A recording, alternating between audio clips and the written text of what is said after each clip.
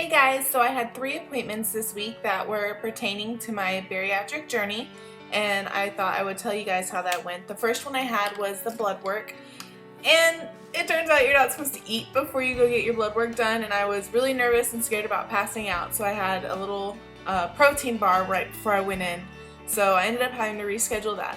My second appointment was actually an x-ray of my chest. It was it was fine. It didn't hurt or anything. It was a little uncomfortable. I had to stand like this, touch my elbows, and stick my chin up. And then my boobs were too big, so I had to hunch into the machine because your shoulders have to touch and your chest has to touch. So that kind of hurt my shoulders, going like this. It was hard, to put my shoulders back like this, but hunch my shoulder. It was difficult. So I had that today. It went all well and fine. I had to do a side one too, which was just like that. Super easy. Took maybe 20 minutes. I was in and out of there, no problem. And then the other appointment I had was my first nutrition appointment. So boring. So boring. It was such a waste of time. I don't know why we have to go to these. So I think for you to understand why I particularly did not like this nutrition class, I kind of have to tell you a little bit about myself. My mom had the bariatric surgery when I was in middle school, so we quickly adjusted to her eating habits. I still ate very quickly, and I got that behavior from my dad, but we started eating more organic foods, healthier foods, eating at home. I stopped drinking soda. We stopped cooking with butter, stopped using mayonnaise on our sandwiches, switched to whole wheat breads, like the ones that you get in the freezer at the grocery store. And we didn't even eat bread that often. So, I mean, it was a complete change, and it was fine. I love food. I like all different types of food. I mean, I am picky, but I like something in every type of food. So I did learn a lot of good eating habits. And then once I got into college, I started eating a lot more fast food again. And so then I started gaining a little bit of weight, obviously because of that. And then I switched to a different type of birth control. And I have polycystic ovarian syndrome, and they put me on the depot shot. And within the 4 months that I was on the depot shot, I gained 50 pounds. So they took me off of that really quick. I switched to a different gynecologist, and they told me, they were like, why did she put you on that shot if you have polycystic ovarian syndrome? And I was just like, I don't know. I just did what I was told. So then I got switched to that, and so then the weight gain slowed back down. And then my husband and I got married and moved into our own house. And so I never paid attention to when my mom tried to teach me how to cook. And my cooking skills are awful. Whenever I try to cook anything, it just tastes really bad.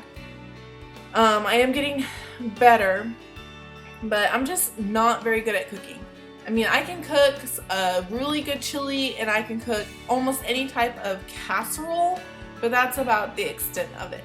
And so we don't do a lot of cooking at home, and when we do, it's very bland, like chicken and rice or casserole chili. So we do a lot of eating out, and my husband prefers the convenience of fast food. So I've been putting a lot of bad food into my body. So I mean, shame on me, right? Shame on me. I put a lot of bad food into my, sorry, I should probably fix this chair. Rolling around in my rolly chair, that's not good. So I put a lot of bad food into my body, and then we'll go through spurts where I put really, really healthy food into my body, and then I go back to putting bad food in my body. And I honestly, for the first year of my marriage, I ate way more fast food because it was easier, and I was in school full time. I was I got married my junior year of college. So I was in school full time, I was working full time, and I mean, sometimes my lunch would just consist of a bag of trail mix from the cash register. at the store that I worked at. So, I mean, that's pretty much how that went. And my weight skyrocketed.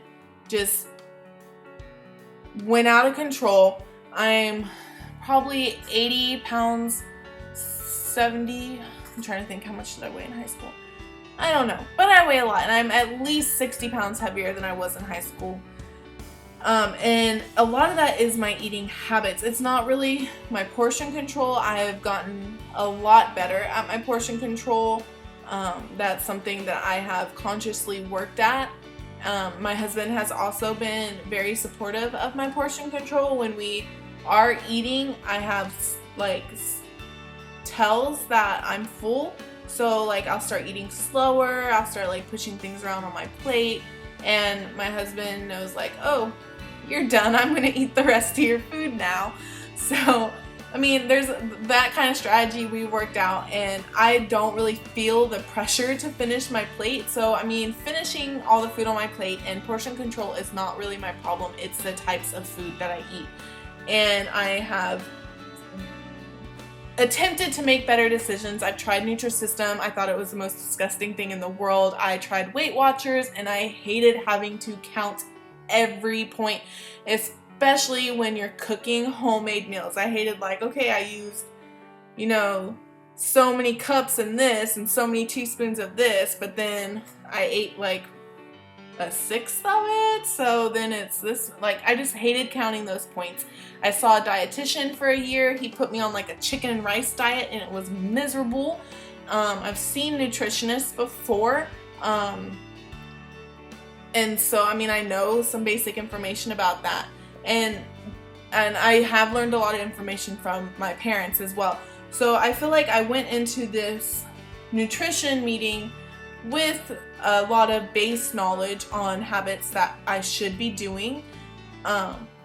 I do exercise regularly. That is something that I've always done, maybe besides my first year of college, but exercising is something I enjoy doing. It's something that I've always done, and so that's not my problem. And portion control is not my problem. Anyway, I went into this nutrition class hoping to learn something that I didn't already know, wanting something to help me continue on my journey. I wanted to learn something to give me the tools and techniques that I would need to lose weight before surgery, and to lose weight and keep that weight off after surgery. And the biggest piece of advice that they gave me during my first nutrition class, I'm looking for this page, was to, I don't know if y'all can see this. Alright. So the biggest advice they said was to eat when you're at a 3 and stop eating when you're at a 5 or a 7.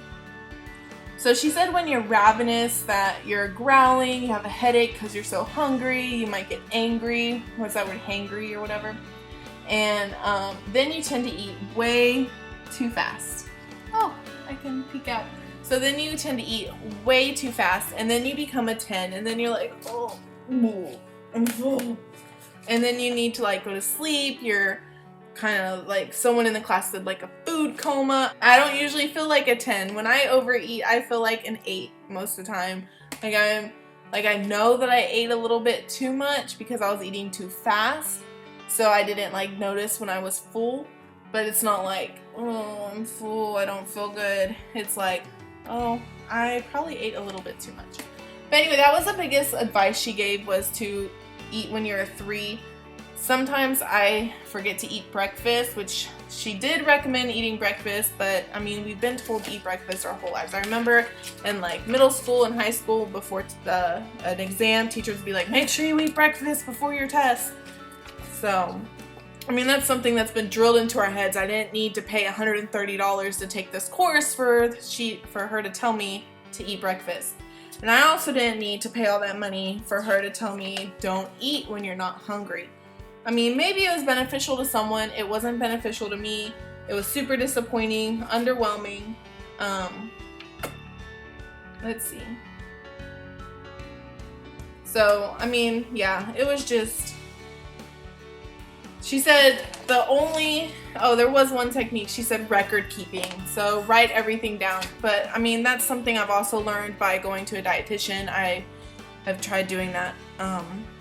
You know, I use the MyFitness app by Under Armour, I think. So I use that. So like I have said like 50 times in this past 10 minutes, I did not find the nutrition class beneficial, and I don't understand why we have to take it. I mean, to do the bariatric surgery, at least in my case, my physician requires that we have already tried multiple things. And if you've tried multiple things, you know that overeating is bad. You know eating when you're not hungry is bad. So why did I have to pay $130 to go to a 45-minute class to tell me that eating too much food is bad? Why don't you tell me how to not eat a lot of food? Like, give me I mean, that's not my problem, but give the class a suggestion on how to not overeat. Give us some examples of things you do, since, I mean, the nutritionist was healthy. She was fit and healthy and perky and happy, and why she should have gave us some of her advice maybe on what she does to not overeat or what she does to slow down. But I mean, that just didn't happen. So I'm not really looking forward to my other 3 classes that I have to take. I hope they go better, but we shall see. So those are all the appointments that I've had so far. I have many more appointments. I have an appointment next week to get my blood work done, and then my next nutrition appointment isn't until next month because you only have to do 1 a month. At least I only have to do 1 a month. So if there's any questions you guys have or anything you want to know about my personal experience, I'd be more than happy to answer them. You can just leave a comment below, and I will keep posting my journey as I go through it. So you guys have a good one.